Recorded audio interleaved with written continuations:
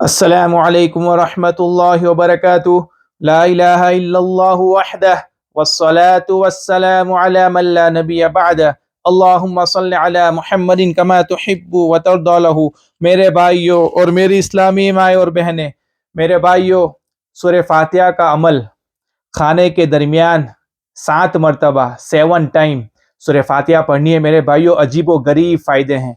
और जो है इंशाल्लाह इसकी अगली क्लिप में सूरह फातिहा 7 मरतबा पढ़ना, 7 टाइम पढ़ने के क्या फ़ायदे हैं, क्या फ़जीलत है, इंशाल्लाह वो लेकर हाजिर होऊंगा। लेकिन आज मेरे भाइयों पहला पार्ट बना चुका हूँ, ये दूसरा पार्ट है कि शेखुल वज़ाइफ ने हज़रत तारिक महमूद साहब, ठीक है, उनको ये जो सूरह फातिहा लिया उन्होंने जिन हस्ती के पास, तो उन्होंने कितनी तकालीफ उठाई, कितनी मेहनत की, कितनी जान मारी मेरे भाइयों, कहाँ कहाँ के सफ़र किए, ये लेकर हाजिर हुआ हूँ मेरे भाइयों। दूसरा पार्ट है, आप सुने उनकी कालगुजारी मेरे भाइयों। अजीब, यानी हजरत के अल्लाह ने हजरत से मेरे भाइयों अजीब काम ले रहे हैं। और बड़ा तस्बीह खाना है लाहौर पाकिस्तान में, लोग कहाँ कहाँ से आ रहे हैं हजरत से, यानी फैज़याब हो रहे हैं मेरे भाइयों। ठीक है, तो सुने मेरे भाइयों। और मेरे भाइयों इंशाल्लाह ये जहाँ से बाकी है वहां से शुरू कर रहा हूँ। और मेरे भाइयों उसके बहुत फायदे हैं। ठीक है, सबसे यानी बड़ा फायदा यह है कि अल्लाह उसे सातों आसमानों की खैर बरकत और सातों जमीनों की बरकत अल्लाह उसको देगा मेरे भाइयों। ठीक है, और अजीबो गरीब फायदे इंशाल्लाह मैं आपके सामने लेकर हाजिर होऊंगा। लेकिन अभी जो है, जो कालगुजारी हजरत की, किस तरह से हजरत ने अमल लिया मेरे भाइयों, कितनी मेहनत की, कितनी जान मारी। ठीक है, अब जहां से बाकी है वहां से शुरू कर रहा हूं।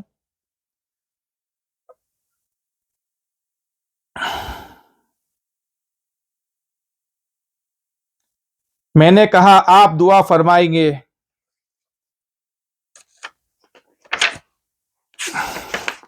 आ, मैंने अल्लाह से अर्ज किया, यहां से वाक़ई था मेरे भाइयों। ठीक है, मैंने अल्लाह से अर्ज किया कि अगर ये मोती मिल जाता है तो मैं तेरे बंदों को दूंगा, पहुंचाऊंगा, अपने पास नहीं रखूंगा।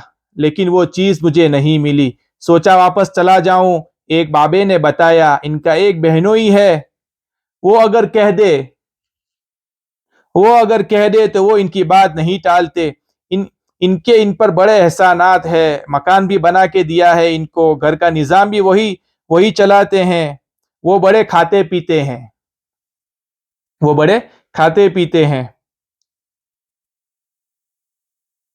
वो फला गोठ में रहते हैं, फला जगह रहते हैं। हकीम साहब ने कहा वो कहाँ रहते हैं, वो मुझे नहीं पता, लेकिन फला करियाने की दुकान दुकान जहां से वो आटा नमक साबुन वगैरह लेते हैं। हकीम साहब वहां चले गए। कहने लगे क्यों मिलना है। हकीम साहब ने कहा बस ऐसे ही काम है।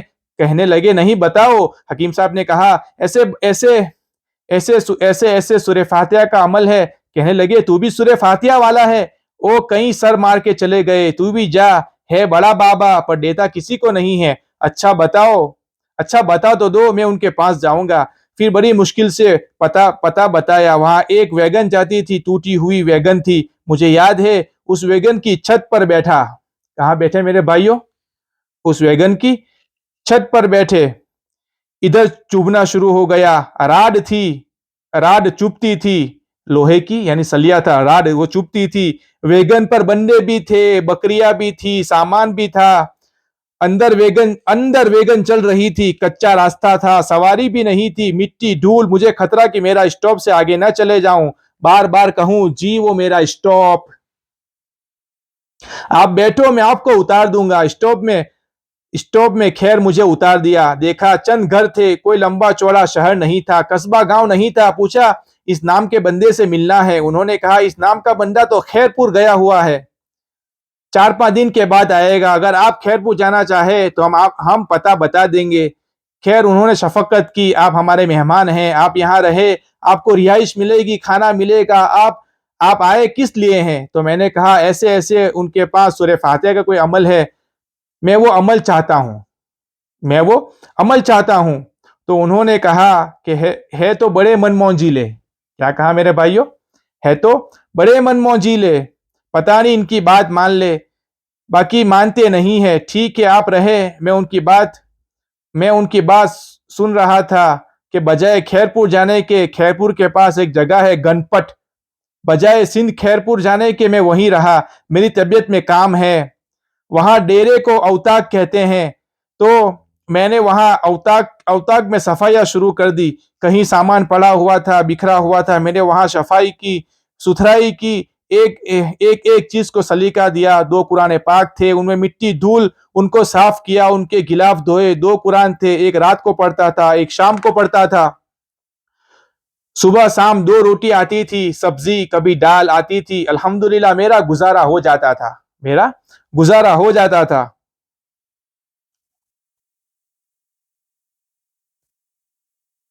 अल्लाह, मच्छर बहुत थे, मच्छरों ने हशर कर दिया मेरे भाइयों, मच्छर बहुत थे, मच्छरों ने हशर कर दिया। नींद ना सुबह आती थी ना शाम आती थी, बस एक तलब थी हर आने वाले बंदे को। मैं समझता था कि वही है वो बंदा जो मुझे सूरह फातिहा की इजाजत दिलवा के देगा। वो तलब मेरे वो तलब में मैंने 5 दिन गुजार दिए। वो क्या होंगे? छत छत लटकी हुई थी, मैं उस पे चढ़ गया, मिट्टी डाली, गारा बनाया, उसको सही किया, सली सलीका दिया, एक एक चीज को, छत की सफाई की। एक झाड़ू पड़ी थी, उसको बांध के छत के जाले थे वो साफ किए। मैंने खिड़कियों को साफ किया, रोशनदान साफ किया। फिर एक कुर्सी पड़ी हुई थी टूटी हुई, उस ईंटें रखी हुई थी। एक लकड़ी वाला जा रहा था, मरम्मत कर दे पैसे दूंगा। एक चारपाई टूटी हुई थी, उसकी मरम्मत करवा दी, खुद मैंने पैसे पैसे दिए। ये निजाम में करता रहा। चारपाई का बांध टूटा हुआ था, कहीं से रस्सी कहीं से कहीं से रस्सी ली, उसको ठीक किया। फिर एक लेटरिन था, वो जो गंदा लेटरिन, अल्लाह अकबर, यानी पाखाना खुश्क, बड़े बड़े सुद्दे वो पड़े हुए थे। पता पता नहीं कैसे उनको मैंने साफ किया। वो पाखाना जो था, एक नाली बनी हुई थी। मेरे भाइयों, दिल को हिला दे ऐसी कालगुजारी है, सुनने जैसी है। एक अमल के लिए कितनी जान मारी, और हमको घर बैठे मिल जाता है मेरे पास, उसकी कदर नहीं होती। वो पाखाना जो था, एक नाली बनी हुई थी।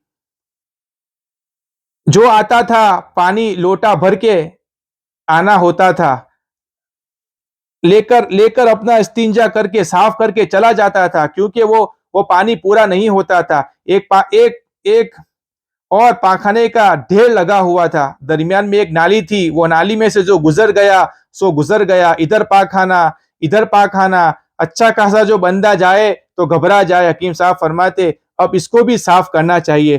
फिर मैं लकड़ियां ले आया, लकड़ियों से खुरचा खुरचा खुरचा पानी भरता, फिर उसको खुरचता।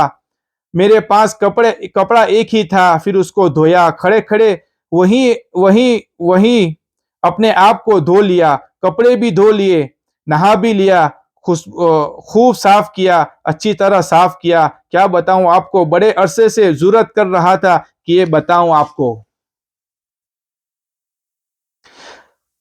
सिगारेट सिगारेट के ठूठे पड़े हुए थे, मेहमान वगैरह आते होंगे, पान की पीके पड़ी हुई थी, छिलके पड़े हुए थे, पान की सुपारियां पड़ी हुई थी, सब साफ किया। फर्श को धोऊं, लोटे भर भर के लाता था, कोई नल नहीं था, कुएं में से खींच के लाना पड़ता था। मेरे भाइयों, कुएं में से खींच के लाना पड़ता था। फर्श धोया, बैतुल खला धोया, बैतुल खला में जो बंदा बैठता था थूकता था, दीवारें थूक से भरी हुई थी, पुराना झाड़ू पड़ा हुआ था, उससे खुर्ची धोई। बस मैं किसी न किसी काम में लगा रहा। 4 दिन मुसलसल मैंने ये काम किए। सिर्फ एक वजीफे की तलब थी, जो अफगरी के मुखलिसीन को बैठे बिठाए मिल जाता है। मेरे भाई, अफगरी जो है उनका महाना जो है रिसाला निकलता है, उसका नाम अफगरी है। बिच्छू भी बहुत थे, सांप भी बहुत थे, लेकिन किसी ने मुझे काटा नहीं। सब साफ हो गया। और 5वें दिन दिन डूबते वो साहब तशरीफ लाए। मुझे कहा वो साहब आ गए हैं। वो साहब मेरे पास आए, मैंने सलाम किया, बैठे और ऐसे देखने लगे। इन्हें इत्तला मिल चुकी थी कि ये दीवाना आया है, लगा है सफाया करने में। उनको ये मेरा अंदाज बहुत अच्छा लगा। उन्होंने पहले इंटरव्यू लिया, कौन हो, तेरी कौम क्या है। सिंध में पहले कौम पूछी जाती है, कहाँ से आए हो, क्या करते हो, क्या तलब है। सूरह फातिहा का कोई अमल है वो लेना चाहता हूँ। कहा क्या करेगा, कहा रूहानी दुनिया है, फायदा होगा। फिर फिर तू फिर फिर तो तू भी लोगों को नहीं बताएगा, फिर तो तू भी लोगों को नहीं बताएगा। मैं वादा करता हूं बताऊंगा, यही तो तेरा नुकसान है। तू बताएगा लोगों को, इसलिए तुझे नहीं मिलेगा। क्यों? तू ना अहलों को बताएगा, ये तो खास लोगों के लिए है। तू ना अहल लोगों को बताएगा, उन्हें फायदा होगा। ना अहल लोगों को फायदा नहीं होना चाहिए। अब मैं इसका क्या जवाब दूं? कभी मुझे अंदर बेचैनी हो और गुस्सा भी आए। या अल्लाह तेरा या अल्लाह तेरा नाम है, इन्हें भी तो किसी ने दिया था। या अल्लाह तेरे नाम की खातिर मैं इतने धक्के खाता फिर रहा हूं। काफी देर उन्होंने मेरे साथ बातचीत की। शाम का खाना खाया हमने इकट्ठे शाम का खाना आया, हमने इकट्ठे खाना खाया। अच्छा ठीक है, सुबह फिर सुबह फिर हम मिलेंगे। चले गए, कोई जवाब नहीं दिया। रात गुजर गई। सुबह 10 बजे वो साहब साहब आए। साईं, हम कचारी करेंगे, आज छठा दिन है। छठा दिन शुरू हो गया, बहुत सारी बातें की। हकीम साहब फरमाते, मुझे सांप ने भी नहीं काटा, बिच्छू ने भी नहीं काटा, लेकिन मच्छरों ने हसर कर दिया। मैंने हाथ पर गिनना शुरू किया, कोई 300 350 मरतबा गिन के मैंने छोड़ दिया। इतने मच्छर थे वो, और चुभन बहुत सख्त थी। वो साहब जिनके वो दामाद थे, मैं उनके घर गया था, और छठा दिन था, लेकिन छठे दिन मुझे मंजिल मिलती नजर नहीं आ रही थी। और हर वक्त मेरा तारुफ पूछते, और ऐसे अंदर को टटोलते कि कोई तलाशी कर रहा हो, कि उसके पास कोई चोरी का माल तो नहीं है। उन्होंने मुझे रिहाइश दी। खाना जो भी था ठीक है, लेकिन वो खाना नहीं था जो मेहमानों को दिया जाना चाहिए। मुझे इन चीजों की परवाह नहीं है। मैं फितरत से अल्लाह की नेमत, कुर्बानी, मुजाहिदा आ जाए तो घबराता नहीं हूँ। मेरी चाहत ये थी कि वो मेरे पास चले, वो मेरे साथ चले, और उनको सूरह फातिहा पर राजी करे। वो अमल मुझे मिल जाए, मेरी तलब थी। वो आते थे, बातें करते थे, मुझे अपने अपने फसलों में जाना है, जमीनों में जाना है। फिर मैं आता हूँ, तसल्ली तसल्ली करो, आपका काम हो जाएगा। मुझे तसल्ली भी देते थे, और वो बंदे के बारे में बताते भी थे कि शायद ना भी दे। यूं दिन गुजर जाता था। फिर शाम ढले वो आते थे, और हैरत अंगेज बात यह है कि सीधा मेरे पास आते थे। उनका जिस्म बताता था कि काम करके आए हैं। फिर आके काम करते थे। फिर आकर बातें करते थे। आपके इलाके में चार पाई को क्या कहते हैं? अजीब सवाल है। रोटी को क्या कहते हैं? हकीम साहब कहते रोटी कहते हैं। आपके इलाके में शादियां कैसे होती है, उनका रिवाज क्या होता है? हकीम साहब फरमाते, कितनी बातें भूल गया हूं मैं, बहुत साल पहले की बातें कर रहा हूं। आपके कितने सूट है? अब ये सवाल। जूते कितने हैं? कितने बहन भाई हैं?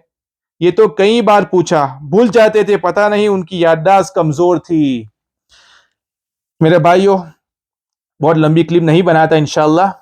अब इसके बाद की जो तीसरा पार्ट आएगा इंशाल्लाह, उसके अंदर एक आल गुज़र हज़रत की मैं फिनिश कर दूंगा। और इसके बाद इंशाल्लाह मेरे भाई सूरह फातिहा की जो फजीलत है इंशाल्लाह उस पर मैं वीडियो लाऊंगा। अल्लाह मुझे भी अमल की तौफीक दे, अल्लाह आप लोगों को भी अमल की तौफीक दे मेरे भाइयों। और अल्लाह ताला मेरे भाइयों हम सबको शरीयत वाली, सुन्नत वाली ज़िंदगी गुजारने की तौफीक अता फरमाए मेरे भाई। ऐसी ज़िंदगी गुजारने की तौफीक अता फरमाए जिससे हमारे दिन भी बने, जिससे दुनिया भी बने, जिससे कब्र भी बने, आखिरत भी बने मेरे भाइयों। ठीक है? और अल्लाह ताला ऐसे कामों से हमारी हिफाजत करे जिस कामों से अल्लाह और उसका नबी नाराज़ होता हो मेरे भाइयों। और अल्लाह ताला हमें ऐसे काम करने की तौफीक अता फरमाए जिससे अल्लाह, उसका नबी राज़ी और खुश होता हो मेरे भाइयों। वमा अलैना इल्लल बलाग व आखिरु दावाना अनिल हम्दुलिल्लाहि रब्बिल आलमीन।